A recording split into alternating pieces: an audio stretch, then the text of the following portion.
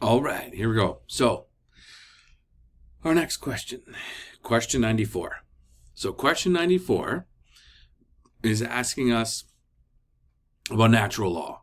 So, remember, eternal law, divine law, natural law, human law. So, we're getting down into the physical world, into the created world here. So, let's just look at the articles that they're asking, right? Well, he is asking. So, I put NL for natural law. So is NL a habit? Is natural law a habit? Does natural law include many or one precepts? Do all virtuous acts belong to natural law? Is natural law the same for all human beings? Can natural law vary? And number 6, can natural law be excised from our hearts? Okay, so what's at stake here? Like, why are we even talking about natural law? So remember, natural law comes from the Latin natura, which means to be born. So when we're talking about natural, what we mean is created. And I've said, so far I've said, when we're talking about natural law, we're talking about physical. Well, yeah, but remember the laws themselves are not physical, right? So, but the created practical world. Let's say that the natural is the practical.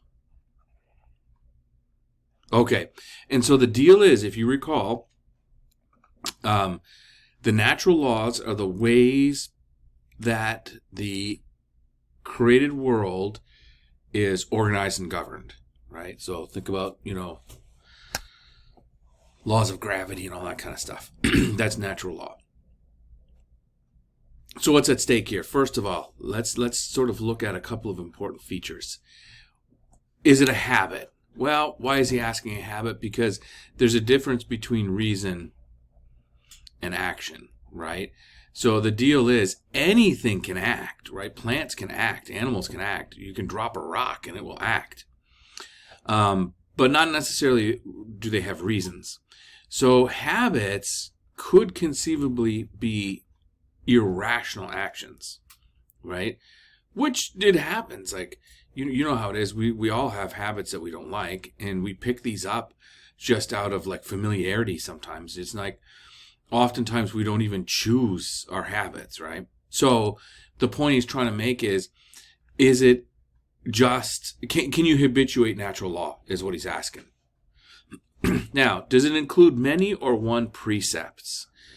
When we're talking about precepts, here's the important thing. The precepts means, the principles that we use to then figure out subordinate ideas. So is there many or one? Well, here's the thing. If you're talking about the nature of something, the idea would be there can only be one precept in a law, right? Because if there are many precepts, then you have many laws. But by the same token, if you're too restrictive and you say, yes, everything is one, well, then there will be a lot of things that don't fit into that category that you still want to call natural. So that would include the idea that there are many precepts. So this is almost like a contradiction when you think about it, right? So you're saying, like, the nature of cars. Cars have a certain nature, they have an essence. And you're saying, the major precepts of car, many or one. Well, you got to be careful, right? Because you would be inclined to say it has to be one because there's only one nature of car. You can't have cars that have different natures. But cars are different on some level. So how do you balance that out? Do all virtuous acts belong to natural law? And what he's after here is, remember the virtues are good character traits. So are our good character traits part of natural law? That's what he's asking. Why is that significant? Well, it comes back to this sort of reasoning thing. So is it like we are like programmed to be virtuous? Or do we learn to be virtuous? Because it would sort of indicate if natural law includes virtue, then just being born gives us virtues, right? So then we wouldn't have to try to acquire them. We would just be born with them. That's what's at stake. This is an important one. Is natural law the same for all human beings? Because remember, emphasizing the law part, if something has a nature, that means all the individuals in that class share that nature, right? So if I'm talking about the nature of car, then all of these cars, though they may appear slightly different, I got my Toyotas, my Hondas, my Fords, my Chevys, but they all possess nature of car. So can nature vary between Chevy and Ford and Toyota and Mitsubishi, etc.? That's what's at stake. Lastly, can it vary? Well, it's a law, right? So if we follow that out, laws shouldn't vary, but they do they not? Like, how do you account for, the universal? That's the world of law, but then sometimes the particulars, right? They don't mesh with the universal. Sometimes when you're applying things down to the particular, you've got to do things that seem to be out of, jive with the universal. And then can the natural law be excised from our hearts? So, in general, what we're about to look at here in these 6 articles is really, at the end of the day, it comes down to this. We want to find a way to show how natural law is both universal and applicable to everything and everyone, but at the same time can vary enough so as to allow for some, diversity and exception. That's what we're up to. So now let's go, have your Zuma Theologica open. Here I am. Remember, we're at newadvent.org here, right? And here we are in the law section, and we're coming up on natural law. Remember, we're not reading all of them either, right? So we looked at 90, 91. We didn't look at 92 or 93. But anyways, let's go to natural law. So here we are, the precepts, right? So let's look at number 1, whether the natural law is a habit. Let me get rid of this little. Can I get rid of that? Yeah. All right. So let's just focus in on the I answer that. He says a thing can be called a habit in 2 ways, properly and essentially, and thus the natural law is not a habit. For it has been stated that natural law is something appointed by reason, just as proposition is a work of reason. Now that which a man does is not the same as that whereby he does it, for he makes a becoming speech by habit of grammar. That's a typo, isn't it? Since then, the habit is that by which we act. A law cannot be a habit, properly and essentially. Secondly, the term habit may be applied to that which we hold by a habit. Thus, faith may mean that which we hold by faith. Accordingly, since the precepts of natural law are sometimes considered by reason actually, while sometimes they are in the reason only habitually, in this way the natural law may be called a habit. Okay, what is he saying? So check it out. It was the first thing that we talked about there between reason and habit, right? So law is the principle that you find out by reason. Okay, so since it is a principle, it's not a habit, it's a principle, right? And so we can talk about it and all that kind of stuff, and you could understand a law of reason or a natural law without actually acting on it, right? However, we do act, and what happens is our actions do become habit, and so we sort of analogously call our actions motivated by the natural law as habit. So we have habits of natural law when we sort of pull them down into us, if that kind of makes sense. So notice, what is he doing? He's asked us, what was the initial question again? Is natural law a habit? And he's sort of saying, both yes and no, right? Properly speaking, well, no, it's a law. A law is not a habit. However, for the most part, when we're talking about what we mean by natural law, it is in the things we do. It is in our habits and our customs. So notice he takes the definition and splits it in two. So he makes a distinction. So therefore, it's like, his concept can straddle two levels. And that, by the way, is what he wants in about everything. Okay, next, Article 2. Whether the natural law contains several precepts or only one. Okay, this, my friends, is a tough one. But we're going to rock through it. So buckle your seatbelts here. This is kind of important, but I'm telling you right now, there's a lot of mental gymnastics in here. But if you're going into law school, boy, this is good stuff here. So we'll tackle this each paragraph at a time. Remember Descartes was saying the way to understand something big and confusing is to break it into parts. Notice that's exactly what Aquinas has been doing. And we're going to push that even more by, looking at each of these paragraphs in turn. So let's just check out the first paragraph and see what we make out of it. As stated above, the precepts of natural law are to the practical reason what the principles and demonstrations are to the speculative reason, because both are self-evident principles. Okay. Simple. Remember, you have speculative reason and you have practical.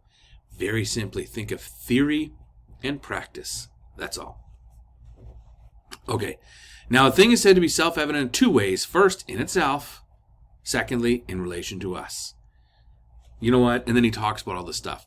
Here's what he means. It's simple. So, first of all, notice what he's after here. He's after whether or not the natural law precepts are self-evident. He wants to maintain that they are. And you kind of need to maintain that they're self-evident, because if they're not, then they're not natural law, are they? Like, if you have to teach somebody something that is supposedly natural or instinctive to them, then it's not instinctive, right? By the same token, though, he wants to also hold that natural law is rational because it takes reason to know it, right? So, which one is it? So, the first question here in this paragraph 1 of this is whether it's self-evident. Self-evident means you don't have to prove it, right? Remember that. So his point is, well, some things are self-evident in themselves, some things are self-evident in relation to us. All it means is this. Let's start with the relation to us. If you don't know, if you're not educated enough to know definitions of things, then you don't know if things are self-evident. What's his example? The whole is greater than its part, right? So you say, actually, no, man as a rational being is better. In that paragraph. So, man is a rational being. That's self-evident. You don't have to prove it. Why? Because the very definition of man contains reason. If you don't have reason, you're not human. Ergo, man is a rational being. So anybody that understands what man is knows that man is rational.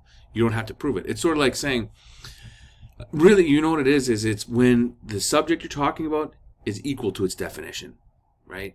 So if you say 2 plus 2 equals 4, what you're saying is 2 and 2 is the same as 4. Like, you can't prove it, it is. It's so simple it is, right? But what if you don't speak English and you don't know what 2 is and plus and equals? Well, then you're at a loss, right? Take something that, again, like this. All bachelors are unmarried men. Self-evident principle. Unless you don't know what a bachelor is.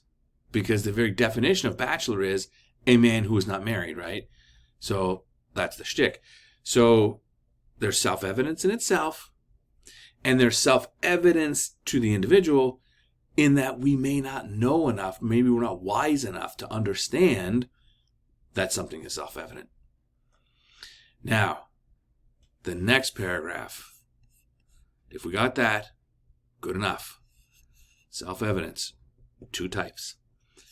Now, a certain order is to be found in those things that are apprehended universally. In other words, self-evident. Okay? So we're continuing with the self-evident. For that which, before everything else, falls under the apprehension is being, the notion of which is included in all things whatsoever a man apprehends. To apprehend means to be aware of, right? So anything that you can be aware of, anything that can pop into your mind, ultimately, the first, most foundational of such things that you can apprehend is being. In other words, existence, right? So here, I've got this, and I apprehend, it's a pad of paper, right?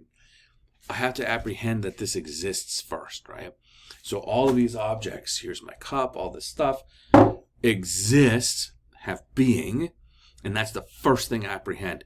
There is stuff on my desk. Apprehension of being. Then I say why it's cup and it's, this and that, whatever. Okay. Wherefore the first undemonstrable principle is that the same thing cannot be affirmed and denied at the same time, which is based on the notion of being and non-being. This comes from Aristotle. All he is saying is, you take this mouse. It either exists or doesn't. It can't be both at the same time, right? So you cannot contradict and affirm being in the same breath. Now, this could cease to exist. Okay, that's fine. So over time, it could go away. But right now, it either is or is not. It's not both, right? Okay. And that is what he's saying is one of these universal apprehensions. In other words, self-evident principle. Okay, I'm skipping down. Consequently, the first principle of practical reason is one founded on the notion of good. Wait, we need to go back. Hang on. Now, as being is the first thing that falls under the apprehension simply, so good is the first thing that falls under the apprehension of practical reason.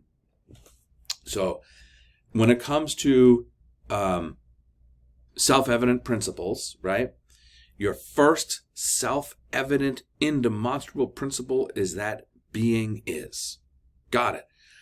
When it comes to the practical, and here's the difference, the practical is what generates your actions, not just knowledge.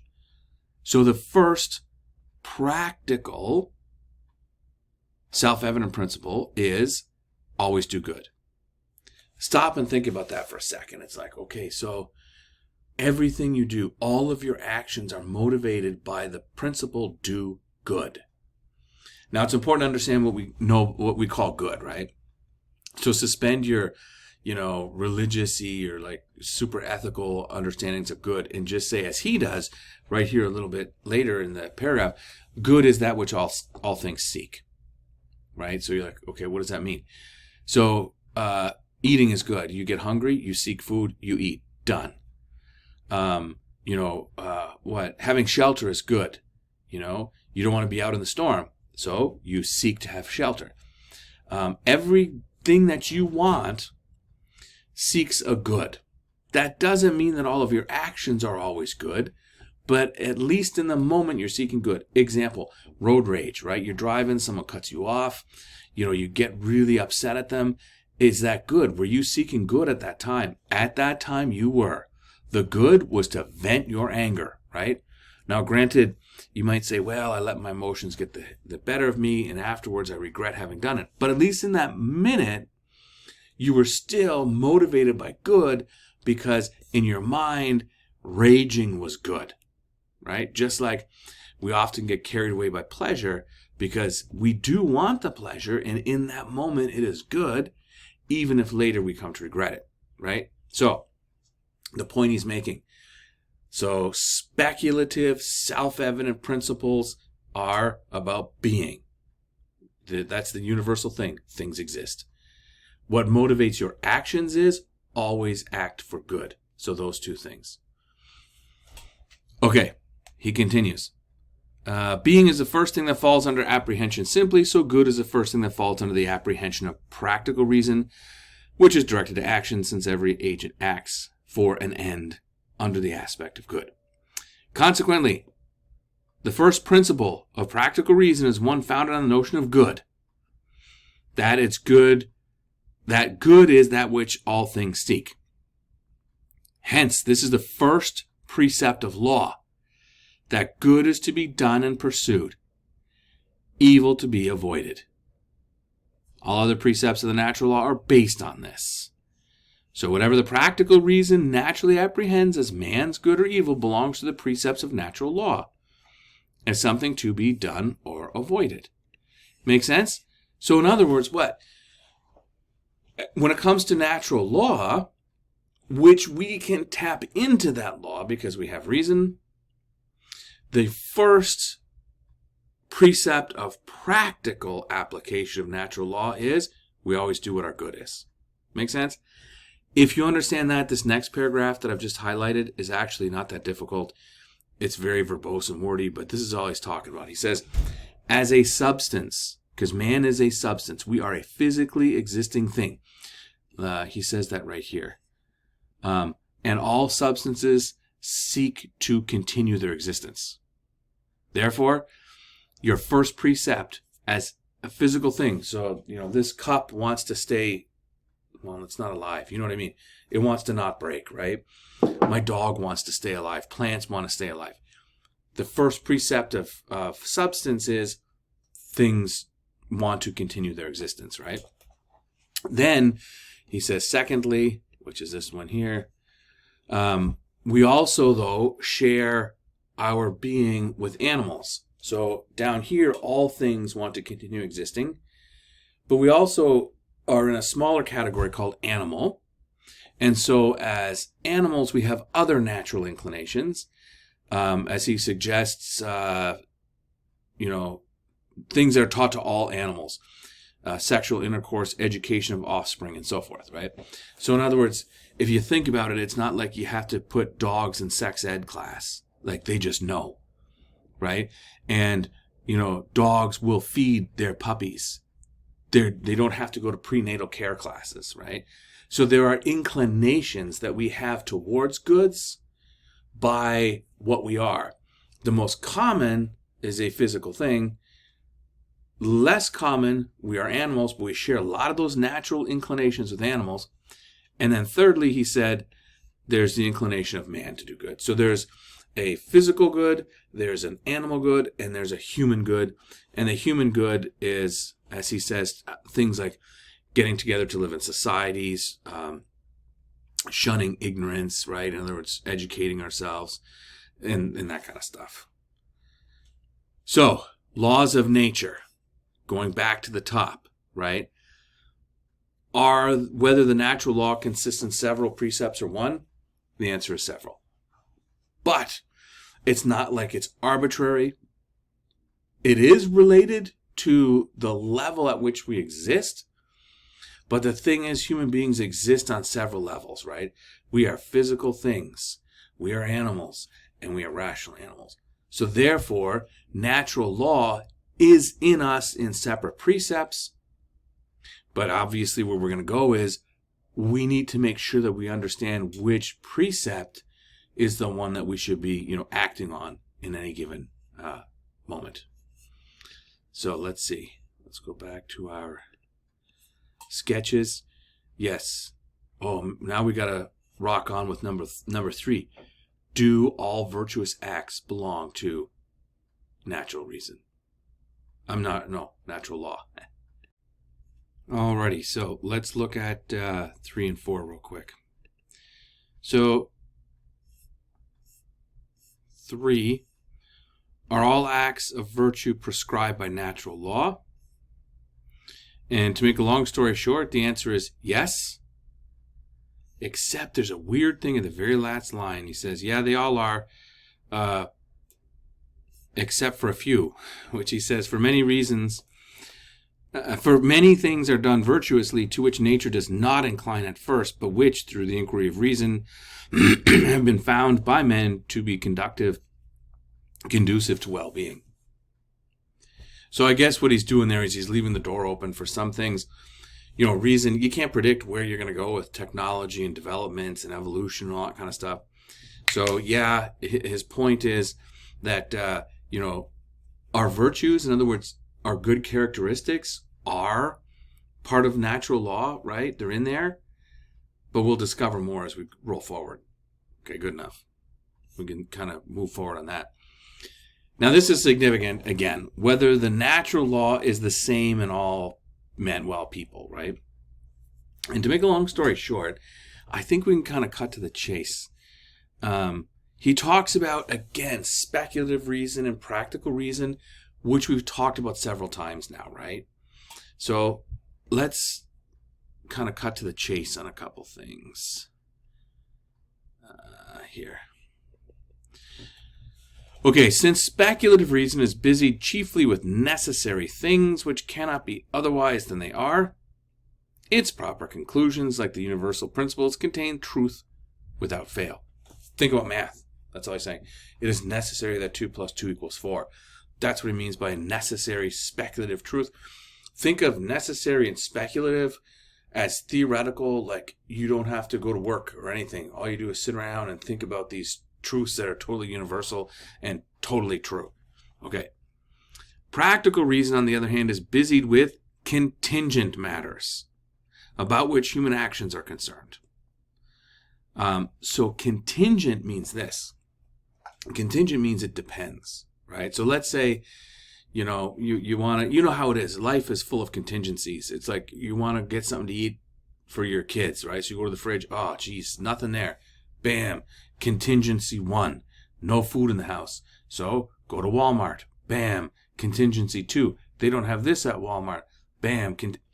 So it's like you have all of these other things. If your goal is X, you've got all these other obstacles and problems and contingencies and things you got to work around in order to get X. So that's what he's talking about, necessary versus contingent. We live in the world of the contingent, right?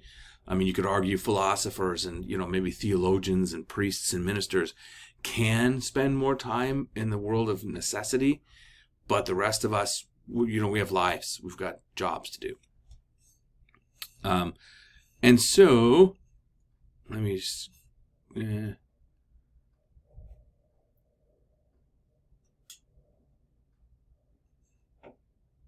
Yeah, here we go.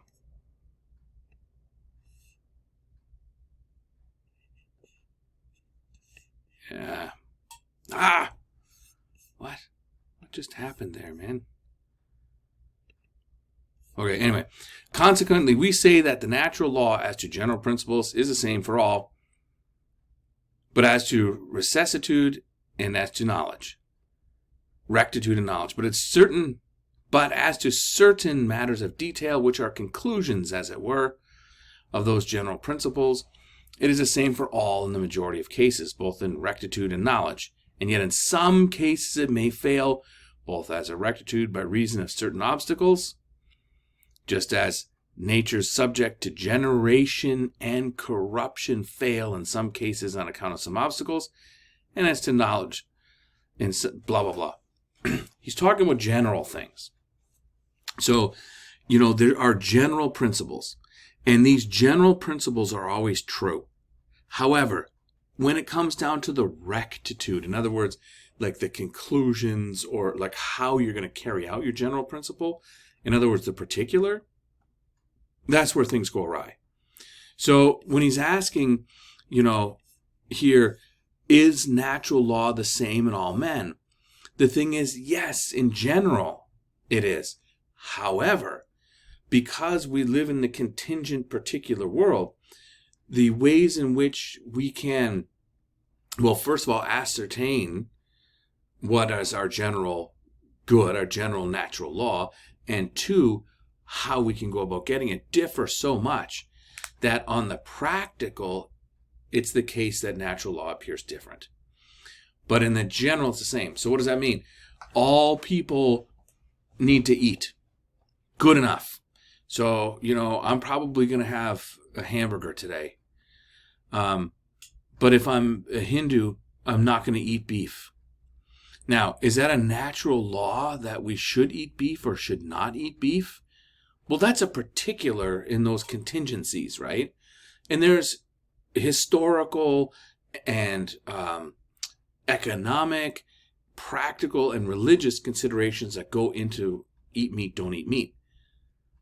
But in general, whether I'm a Hindu or an American, you got it. Well, there are Hindu Americans. You know what I mean? Hindu or not Hindu, you still have to eat. That's a general principle.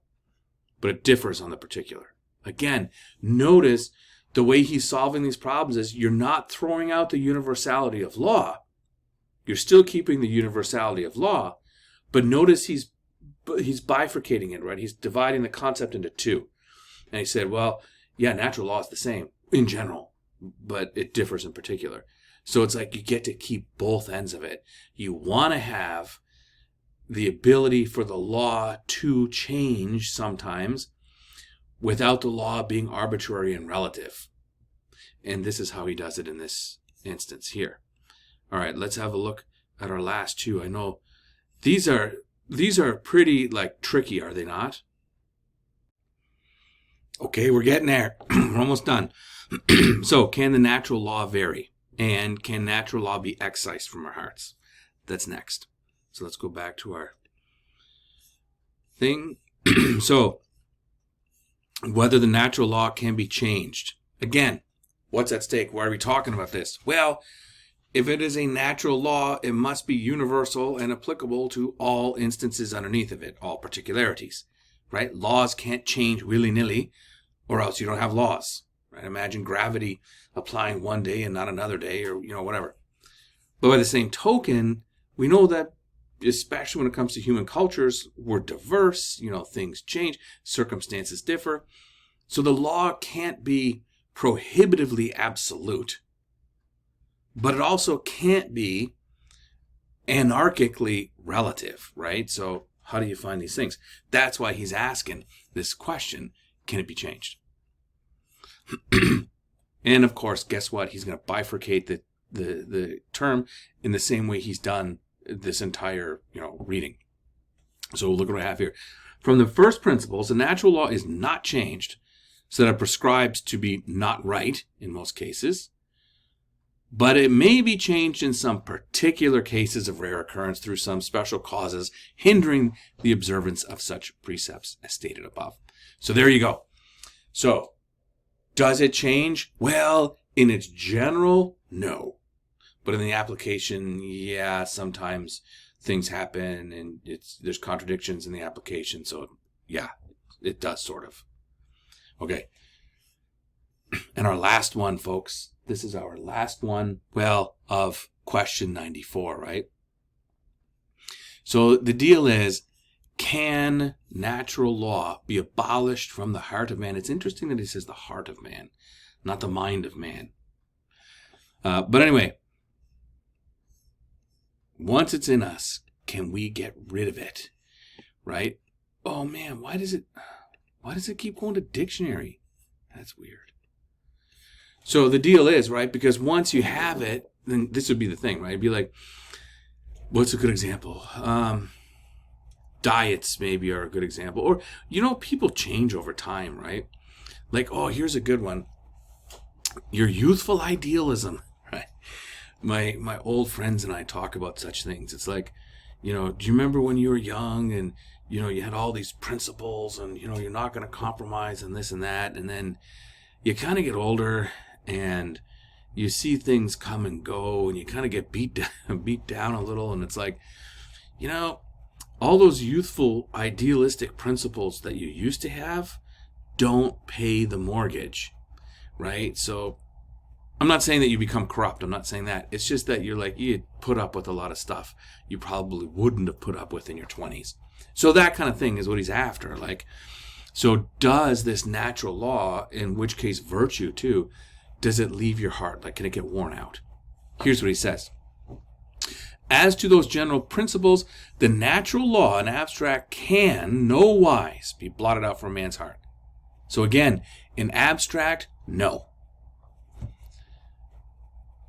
But it is blotted out in the case of a particular action, insofar as reason is hindered from applying the general principle to the particular point of practice on account of concupiscence or some other passion as stated above, etc., etc. Concupiscence means a little sin. Think of giving into pleasure is concupiscence. So, in other words, it's like we can sort of habituate ourselves away from things. What's an example, right? Think about like watching TV or something. Do you ever notice how watching video becomes like addictive? And so over time, I've noticed, I've done this to myself actually, is I used to not like TVs. Like I would have a TV when I was younger in my apartment. I'd have like one TV that didn't even have like cable or anything. So I could like watch a movie or something if I wanted. My thing was, TV rots your brain. However, over time, right, now I watch TV all the time at night, like just like dumb things. And it's because of this idea of concupiscence. In other words, there's a pleasure, isn't there? And so over time, you sort of change your virtues, you change your natural inclinations, because my natural inclination not to watch TV was the good one. But over time, it goes away. So what he's saying is, well, yeah, it's not like you don't have a yearning, it's just really small now. So the universal virtue, the natural law is still in there. It just got real small because you've dumped habit and experience on top of it. And you give in to your need for pleasure and that sort of thing. It's sort of like, do you remember in The Grinch, the Grinch Who Stole Christmas? Remember how he's at the precipice of the mountain with the big sleigh, right? And he's like about to drop it, and it says, and his heart grew 10 times that day. Remember that? That's the kind of thing Aquinas is saying. It's like you're never is the natural law and your desire to come toward it, the goodness of it with virtue, it's never fully abolished, but you can shrink it down. You can atrophy it much like you do any other muscle, right? So, but anyways, so that, my friends, is question 94. There was a lot of distinctions in that one. I think that was kind of like the key one. That was definitely the most work, right? Without doubt. The other two we can kind of get through a little bit more. But again, mark all these things out in short form on that little, organizational chart that we made, right? Because there's so much detail in here that we'll be absolutely bewildered. So the secret to success on something like this is make sure you go back, make notes, and then hit them again tomorrow or the next day or something. You know what I mean? Give your brain a rest. Enough Aquinas for a little while, right? Put your summaries, put it to bed, and then bring it out later. And that's how your mind is able to like stew things down and make sense out of them. All right, well, let's see. Did we actually... Why does that Firefox keep coming up? Okay, so we did all this, right? Yep, 6 exercise. Yep. All right, so